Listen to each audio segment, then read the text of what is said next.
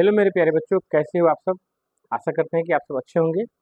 और इस सेशन के माध्यम से हम लोग एक बहुत ही महत्वपूर्ण टॉपिक जिसका नाम है वर्ग और वर्गमूल यह सीखने वाले हैं। जिस किसी विद्यार्थी को वर्ग निकालने और वर्गमूल निकालने में प्रॉब्लम होता है वे लोग जरूर इस वीडियो को देख लें। शायद उन लोगों को इस वीडियो से बहुत सारी चीज़ें जानने को मिलेंगी और सीखने को मिलेंगी। चलिए शुरू करते हैं आज के सेशन का बहुत ही महत्वपूर्ण टॉपिक जिसका नाम है वर्ग और वर्गमूल। सबसे पहले समझिए कि वर्ग क्या होता है। ठीक है, आप लोगों ने पढ़ा होगा वर्ग वैसा चतुर्भुज होता है जिसकी सभी भुजाएं बराबर होती है और प्रत्येक कोण क्या होता है, समकोण होता है। ठीक है, और जब हम लोग वर्ग का क्षेत्रफल की बात करते हैं तो वर्ग का क्षेत्रफल क्या होता है, भुजा गुना भुजा यानी भुजा स्क्वायर होता है। ठीक उसी प्रकार किसी संख्या का वर्ग कैसे निकाला जाए, किसी संख्या का वर्ग क्या होता है, यही सब चीज हम लोग को समझना है। ठीक है, तो सबसे पहले हम लोग इस वर्ग की परिभाषा समझ लेते हैं। वर्ग क्या है। ठीक है, यदि किसी संख्या को दो बार गुना किया जाए, ठीक है, यदि किसी संख्या को दो बार गुना किया जाए और गुना करने के पश्चात जो गुणनफल प्राप्त होता है तो वह उस संख्या का वर्ग कहलाता है। जिसे मान के चलिए कि 5 है, ठीक है, और इस 5 का वर्ग निकालना है तो 5 में गुना करेंगे 5 से, तो 5 में गुना करेंगे 5 से यानी 5 को दो बार गुना करेंगे तो क्या आएगा, 25 आएगा। तो दो बार किसका गुना किए हैं हम लोग, 5 का गुना किए हैं, यानी 5 का स्क्वायर क्या हो जाएगा, 25 हो जाएगा। ठीक है, तो वर्ग का परिभाषा क्या है, यदि किसी संख्या को कितनी बार, दो बार गुणा किया जाता है तो प्राप्त गुणनफल उस संख्या का, किस संख्या, मैंने जिसको हम लोग दो बार गुना किए हैं ना, उस संख्या का क्या कहलाता है, वर्ग कहलाता है। बात समझिए, यदि किसी संख्या को कितना बार गुना किया जाएगा बच्चों, दो बार गुना किया जाएगा। कितना बार गुना किया जाएगा, दो बार। तो जब किसी संख्या को हम लोग दो बार गुना करेंगे तो जो गुणनफल प्राप्त होगा ना, तो उस संख्या का क्या कहलाएगा, वर्ग कहलाएगा। क्या कहलाएगा, वर्ग कहलाएगा। ठीक है, अगर एग्जाम्पल की बात करें, जैसे कि मान लीजिए 7 का वर्ग निकालना है तो 7 का दो बार गुना करेंगे, 7 का कितने बार गुना करेंगे, दो बार गुना करेंगे, तो 7 7 क्या हो जाएगा, 49 होगा। अब यह समझिए कि किस संख्या का हम लोग दो बार गुना किए हैं, तो 7 का दो बार गुना किए हैं, यानी इसको ऐसे लिख सकते हैं 7 का स्क्वायर बराबर क्या, 49। हम लोगों ने पढ़ा है कि जब किसी संख्या को दो बार गुना करते हैं तो उसके पावर, उस संख्या के पावर में 2 लिखते हैं। 3 बार गुना करते हैं तो उस संख्या के पावर में 3 लिखते हैं। n बार गुना करते हैं तो उस संख्या के पावर में n लिखते हैं। ठीक है, तो 7 का दो बार गुना किए हैं यानी 7 का पावर 2 बराबर कितना आएगा, 49 आएगा। इसको लिखेंगे, इसको पढ़ेंगे हम लोग 7 का स्क्वायर 49। ठीक है, यानी 7 का वर्ग 49, इस तरीके से भी हम लोग कह सकते हैं। तो एक बात याद रखिए मेरे प्यारे बच्चों, वर्ग का मतलब होता है किसी संख्या का दो बार गुना करना। जब दो बार गुना करेंगे तो उससे गुणनफल प्राप्त होगा, वह उस संख्या का वर्ग कहलाएगा। ठीक है, अब आइए कुछ संख्याओं के वर्ग हम लोग ऐसे याद करने की कोशिश करेंगे। जैसे 1 का वर्ग जो होता है ना, 1 होता है। 2 का वर्ग जो होता है ना, वह क्या होता है, 4 होता है। 3 का वर्ग क्या होता है, 9 होता है। 4 का वर्ग क्या होता है, 16 होता है। 5 का वर्ग क्या होता है, 25 होता है। 6 का वर्ग क्या होता है, 36 होता है। 7 का वर्ग क्या होता है, 49 होता है। 8 का वर्ग क्या होता है, 64। 9 का वर्ग क्या होता है, 81। और 10 का वर्ग क्या हो जाएगा, 100 होता है। ठीक है, 100 होता है। तो 1 से 10 तक हो गया। अब देखिए 11 का वर्ग क्या होता है, 121। 12 का वर्ग क्या होता है, 144। 13 का वर्ग क्या होता है, 169। 14 का वर्ग क्या होता है, 196।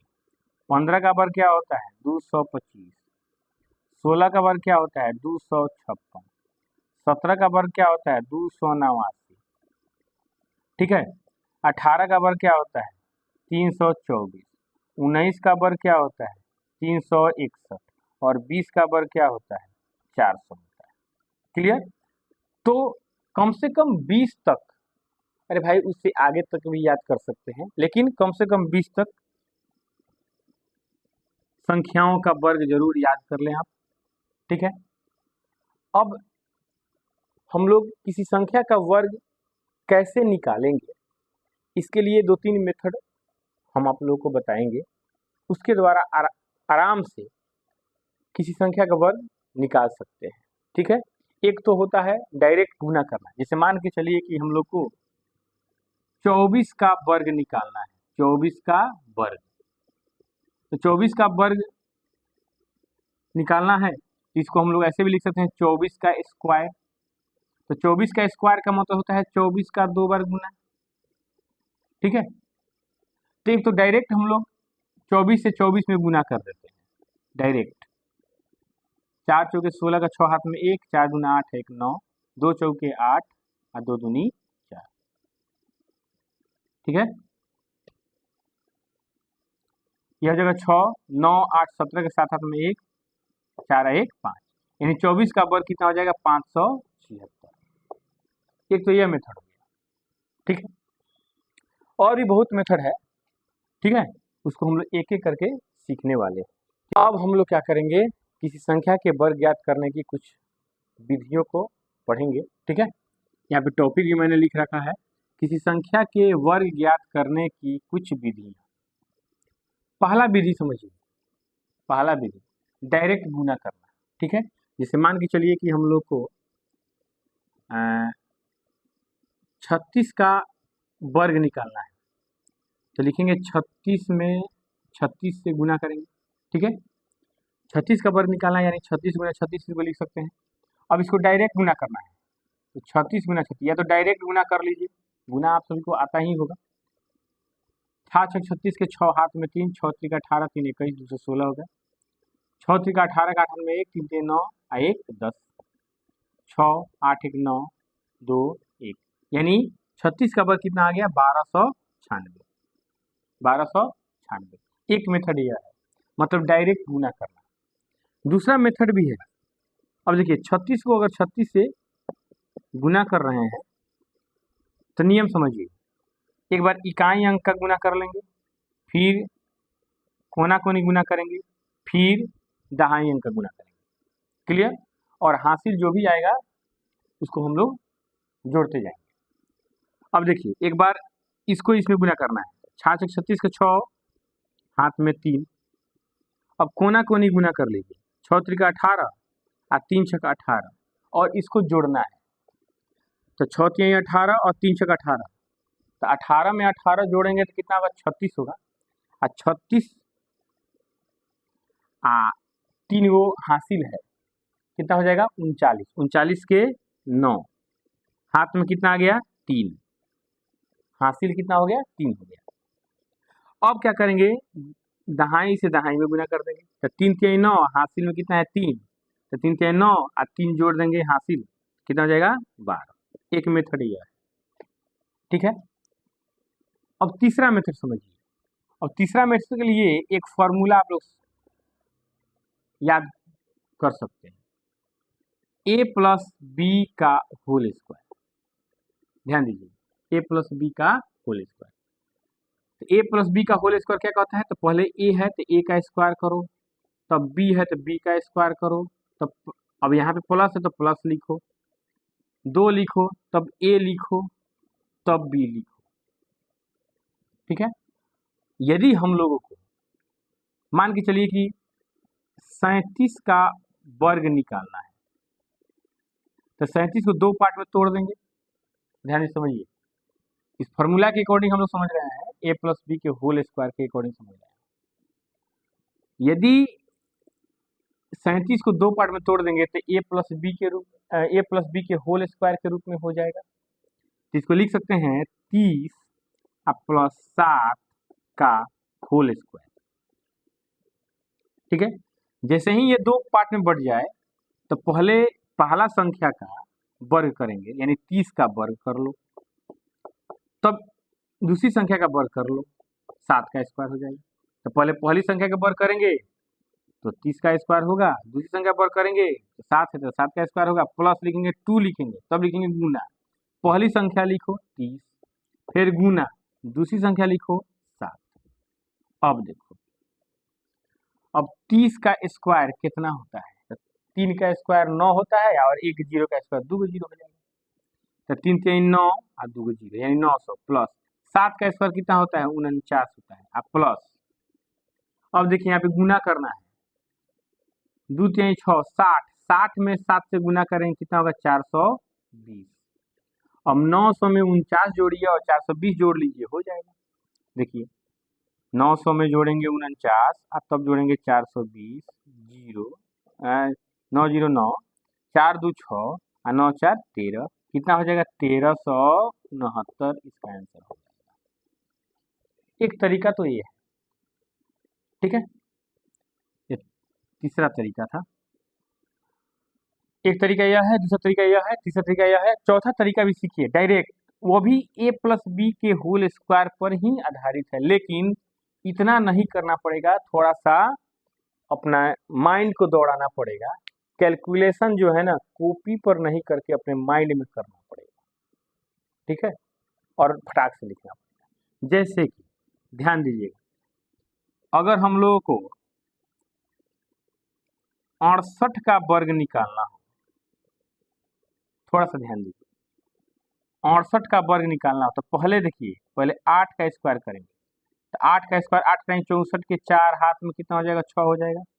ध्यान समझिए, 8 का स्क्वायर 64, 64 के 4 हाथ में 6, तो पहले इकाई अंक का वर्ग कर लेना है, अब इसमें गुना कर लेना है, तो 8 छक 48 और फिर गुना करना है 2, तो 8 छक 48, 48 गुना कितना हो जाएगा 96, और 96 में 6 जोड़ेंगे तो कितना हो जाएगा, बोलिए 102, 102 का 2 हाथ में कितना 10, बात समझिए। अब बच गया है दहाई अंक, तो इकाई अंक का भी वर्ग करना है और दहाई अंक का वर्ग करना है, और इसके बीच में इसको और इसको गुना करना है, ठीक है। अब 6 का स्क्वायर 36 होता है, 36 को और 10 को कितना होता है 46 होगा।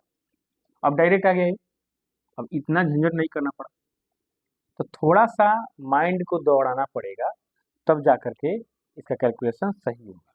एक संख्या पर और सीख लीजिए, जैसे मान के चलिए कि हम लोग को निकालना है 26 का स्क्वायर, तो पहले किसका स्क्वायर 6 का, 6 का स्क्वायर कितना होता है 36 के 6 हाथ में 3, फिर इसको गुना कीजिए, 6 दूनी 12 और गुना कीजिए 2, तो 12 दूनी 24 और 3 27 के 7 हाथ में 2, और फिर एक काम करेंगे 2 का स्क्वायर करेंगे, 2 दूनी 4 और हाथ में बचा है 2, 4 2 6, 676 इसका आंसर होगा। क्लियर, बात समझ में आया। तो यह था किसी संख्या के वर्ग ज्ञात करने की कुछ विधियां, ठीक है। अब मेरे प्यारे बच्चों एक और महत्वपूर्ण टॉपिक समझेंगे, और उस टॉपिक का नाम है पूर्ण वर्ग संख्याएं। पूर्ण वर्ग संख्या, इसको अंग्रेजी में कहते हैं परफेक्ट स्क्वायर नंबर्स।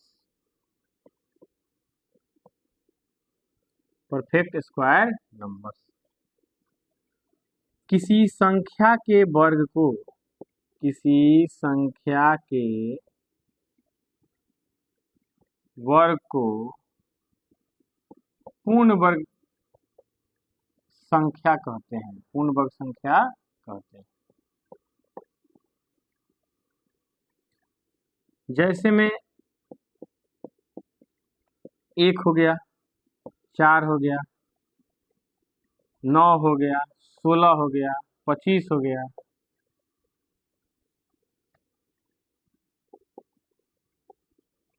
ठीक है। तो ये सारे के सारे क्या हैं, पूर्ण वर्ग संख्याएं, बात समझ में आया, ठीक है। अब पूर्ण वर्ग संख्या उसके बारे में दो चीज जानिए।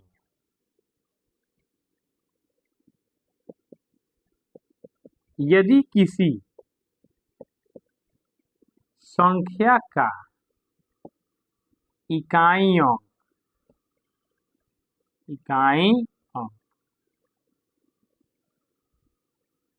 शून्य यानी सम में हो, एक हो, चार हो,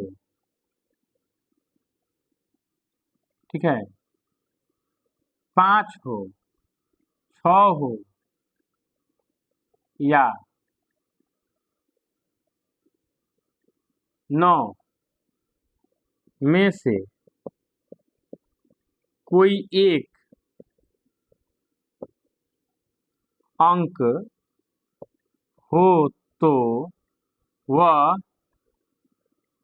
एक पूर्ण वर्ग संख्या है।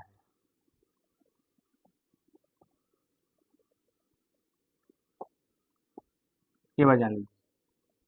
मतलब किसी संख्या के वर्ग का इकाई अंक या तो 0 हो सकता है, लेकिन 0 में भी कंडीशन यह है कि 0 सम में होना चाहिए। मतलब जब भी होगा तो 2 होगा, 2 को 0 होगा, 4 को 0 होगा, 6 को 0 होगा, 8 को 0 होगा, इस तरीके से। विषम में 0 नहीं होना चाहिए। या इकाई अंक पर 1 हो जाए, चाहे इकाई अंक के स्थान पर 4 रहे, चाहे इकाई अंक के स्थान पर 5 रहे, चाहे इकाई अंक के स्थान पर 6 रहे, चाहे इकाई अंक के स्थान पर 9 रहे, तो वह एक पूर्ण वर्ग संख्या होता है। ठीक है, एग्जाम्पल के तौर पर आप देखिएगा, जैसे 676 है, तो यह पूर्ण वर्ग संख्या है। क्यों? क्योंकि इसके इकाई अंक पर क्या है, बोलिए, 6 है। अब इसका मतलब ये नहीं कि 216 एक पूर्ण वर्ग संख्या हो जाएगा, नहीं। अरे किसी संख्या का वर्ग ही पूर्ण वर्ग संख्या होता है, लेकिन एक पहचानने का नियम है कि ये पूर्ण वर्ग संख्या है कि नहीं है। तो सीधा देखिएगा, किसी संख्या के इकाई अंक सम 0 हो, या 1 हो, या 4 हो, या 5 हो, 6 हो, या 9 हो, तो वह पूर्ण वर्ग संख्या होता है। दूसरा नियम, यदि किसी संख्या का इकाई अंक क्या क्या हो, बताओ। 2 रहे, माने अगर शून्य रहे तो विषम में रहे, 2 रहे, ठीक है, 3 रहे, 7 रहे, 8 रहे, में से कोई एक अंक हो, तो वह एक पूर्ण वर्ग संख्या नहीं है। एक पूर्ण वर्ग संख्या नहीं होती।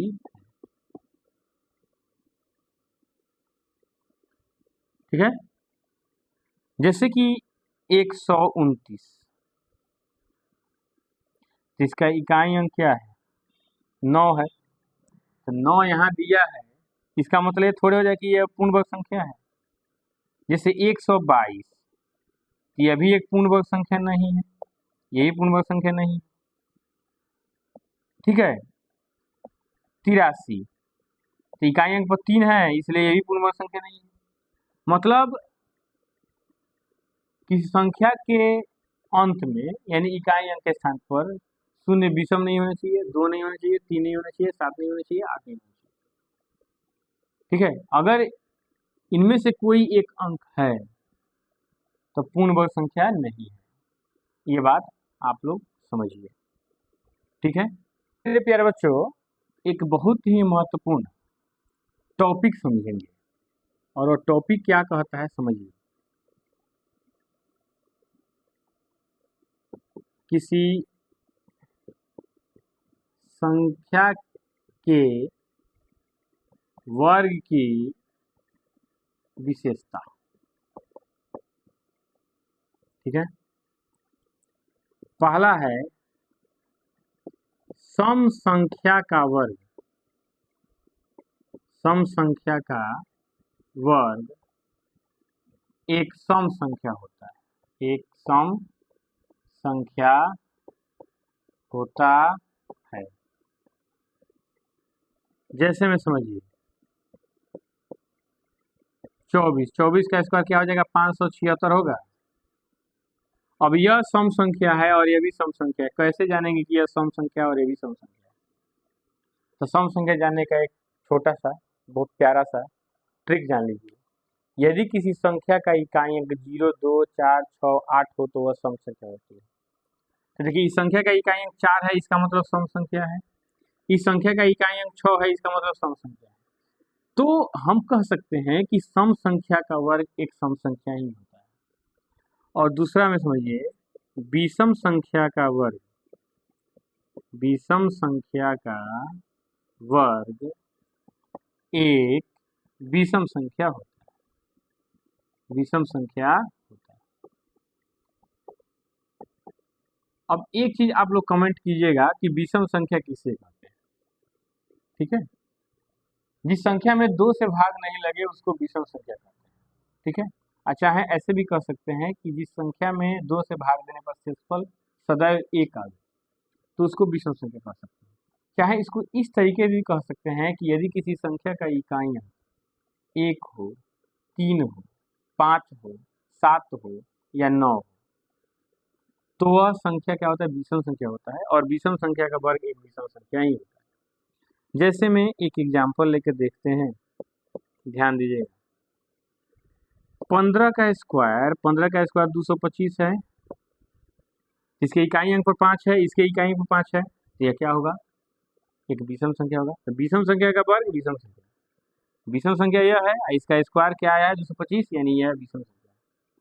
अगर लेते हैं हम लोग क्या 21 का स्क्वायर, तो 21 का स्क्वायर 4 से 41 होगा, ठीक है?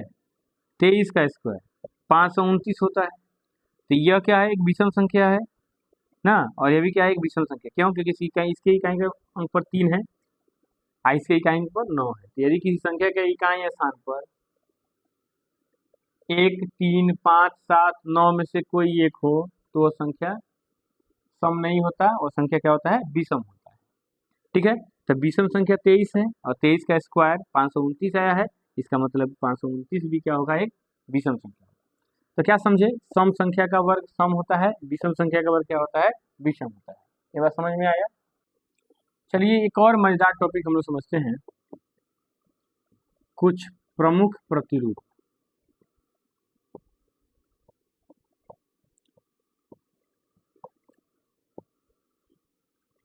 ठीक है, उसमें से पहला प्रतिरूप यह है कि n स्क्वायर और n+1 स्क्वायर के बीच संख्या बराबर होता है 2n। क्या होता है, 2n। जैसे मान के चलिए 15 का स्क्वायर और 15 में एक जोड़ेंगे तो 16 का स्क्वायर, मैंने दो लगातार, मैंने दो क्रमागत संख्याओं के वर्गों के बीच की संख्या। तो 15 के स्क्वायर और 16 के स्क्वायर के बीच संख्या बराबर 2 गुना, इससे छोटी संख्या कौन है, 15 है, तो 15 यानी 30। मतलब 15 के स्क्वायर और 16 के स्क्वायर के बीच में कितनी संख्या है, 30 संख्या है, ठीक है? अब एक और समझिए, ये तो पहला प्रतिरूप हो गया। दूसरा प्रतिरूप समझिएगा ध्यान पूर्वक, बहुत ध्यान से। जैसे 1 का स्क्वायर होता है 1, और वहीं 2 गो 1 हो जाए तो वह हो जाता है 11। तो 11 का स्क्वायर क्या होगा, 121। अब देखिए, अब 3 गो 1 ले लें तो 1 1 1 यानी 111 हो जाएगा। तो ध्यान दीजिएगा, कई गो अंक 1 लिए हैं, 3। तो कैसे बनाना है समझिए, गुना करने की कोई आवश्यकता नहीं है, इसको आराम से लिख सकते हैं। 1 की संख्या कितनी है, 3 गो है, तो 3 तक गिनती लिखिए, 1 2 3। अब घट जाइए, तो 3 के घटते क्रम में कौन संख्या होगा, 2, तब 2 के घटते क्रम में 1 हो गया। अगर देखिए 1 2 3 4, 4 गो एक है, तो 4 गो एक है, तो एक की संख्या कितनी है? 4 है।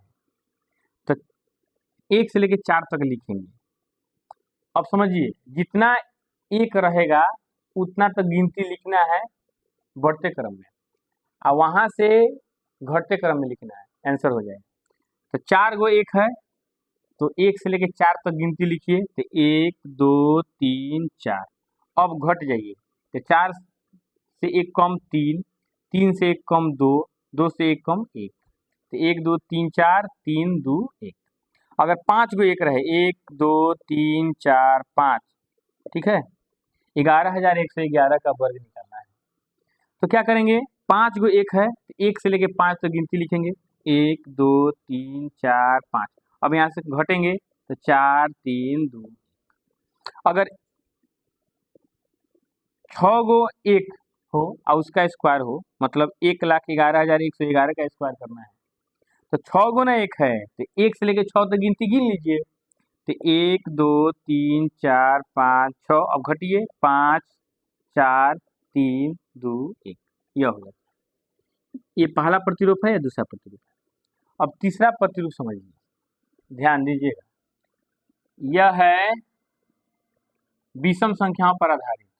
तो विषम संख्या पहले समझिए, विषम संख्या, विषम संख्या समझिए कहाँ शुरू होता है? 1 3 5 7 9 11 13 15 17 19 21 23, ऐसे बहुत सारा है, ठीक है। अब एक विषम संख्या लीजिए, तो एक विषम संख्या एक, तो एक क्या है? एक का स्क्वायर, ठीक है। अब दो गो विषम संख्या लीजिए, 1 प्लस 3, 1 प्लस 3 कितना हो जाएगा? 4, तो 4 किसका स्क्वायर होता है? 2 का स्क्वायर होता है। क्लियर? समझिए ध्यान से। अब 3 गो विषम संख्या लीजिए, तो 1 प्लस 3 प्लस 5, तो 3 एक, एक में जोड़ेंगे 3 4, 4 में जोड़ेंगे 5 9, 9 किसका वर्ग होता है? 3 का वर्ग होता है। अब 4 गो संख्या लीजिए, विषम संख्या, 1 जोड़ 3 जोड़ 5 जोड़ 7, जोड़िए, 7 जोड़ 5 12, 12 3 15, 15 1 16, 16 किसका वर्ग? 4 का वर्ग। अब 5 गो संख्या लीजिए, 1 जोड़ 3 जोड़ 5 जोड़ 7 जोड़ 9। अब 4 गो विषम संख्या ले लिए हैं, अब 5 गो विषम संख्या लेके देखते हैं। जोड़िए, 1 में जोड़ेंगे 3 4, 4 5 9, 9 7 16, 16 9 25, 25 किसका वर्ग होता है? 5 का वर्ग होता है। क्या सीख रहे हैं इससे? इससे कुछ पता चल रहा है? बोलिए, नहीं पता चल रहा है? हम बताएं? चलिए बताते हैं। मतलब प्रथम n विषम संख्याओं का योगफल n स्क्वायर होता है। मतलब अब इसको अपने भाषा में समझते हैं। जितन प्रथम माने प्रथम से लेना है। प्रथम अगर दो गो विषम संख्या ले रहे हैं और उनका योगफल, तो दो गो विषम संख्या ले रहे हैं तो 2 का स्क्वायर, 3 गो विषम संख्या ले रहा है 3 का स्क्वायर, 4 गो विषम संख्या लेंगे तो 4 का स्क्वायर, प्रथम 5 गो विषम संख्या लेंगे तो 5 का स्क्वायर। मान जितना विषम संख्या लेकर जोड़ना है उतना का स्क्वायर करेंगे, आ जाएगा आंसर डायरेक्ट। जैसे ध्यान दीजिए, मान के चलिए ये तो हम लोग जोड़ ले रहे हैं, अगर थोड़ा सा बड़ा बड़ा मतलब अधिक विषम संख्या को जोड़ना हो तो डायरेक्ट हम लोग क्या करते हैं? गिन करके उसका स्क्वायर कर देते हैं, बस हो गया, आंसर हो जाएगा। जैसे देखिए,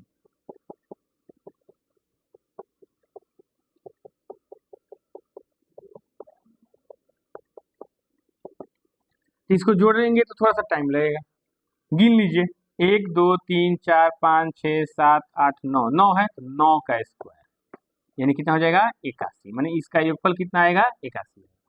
अब समझ में आ रहा है? जितना माने 1 से शुरू होकर के जितना विषम संख्या है उस सबको काउंट कर लेना है, और उस संख्या काउंट करने पर जितना संख्या आएगा उसका स्क्वायर कर दीजिएगा तो हो जाएगा, ठीक है, योगफल हो जाएगा। तो इससे एक नियम निकलता है, प्रथम n विषम संख्याओं का योग बराबर, तो कितना विषम संख्या है, n विषम संख्या है तो n का स्क्वायर, 5 को विषम संख्या रहेगा तो 5 का स्क्वायर, 6 को विषम संख्या रहेगा तो 6 का स्क्वायर, 7 को विषम संख्या रहेगा 7 का स्क्वायर। इस तरीके से हम लोग कर लेते हैं। कुछ समझ में आ रहा है? एक और प्रतिरूप समझिए मेरे बच्चों कि उस संख्या का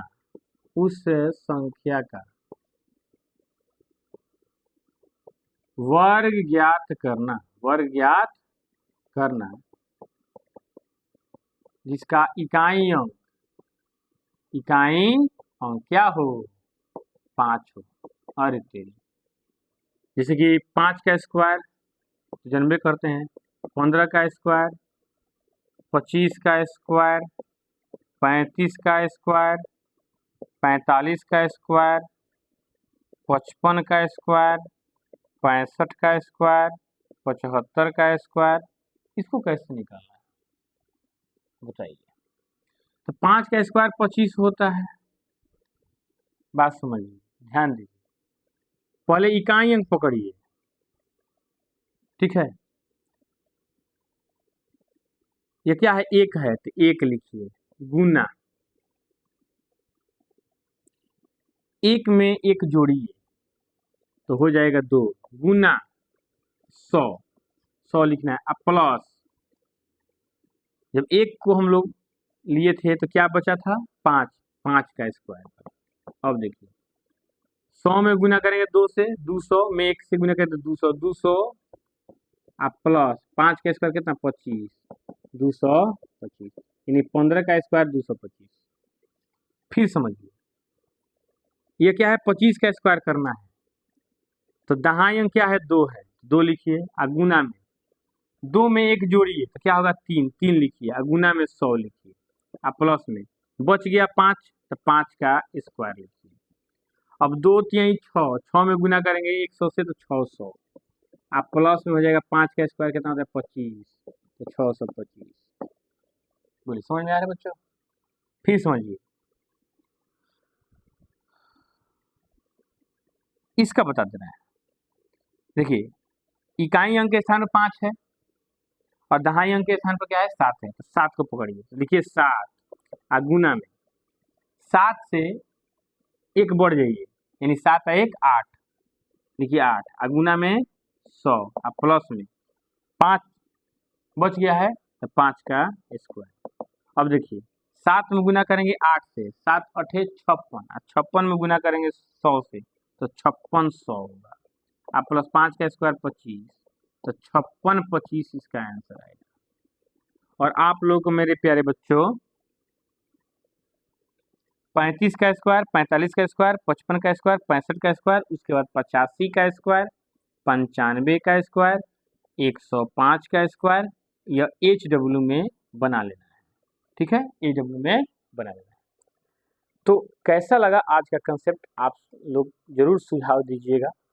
अच्छा लगा हो तो कृपया करके लाइक जरूर कीजिएगा, क्योंकि लाइक करने का पैसा नहीं लगता, सब्सक्राइब करने का पैसा नहीं लगता, तो कर दो यार, लाइक भी कर दो, सब्सक्राइब भी कर दो, और अपने जो भी आपका प्रिय मित्र होगा, प्यारा मित्र होगा, उसके पास शेयर भी कर दो, ताकि उसका भी कल्याण हो जाए, वो भी कुछ इससे सीख ले, ठीक है।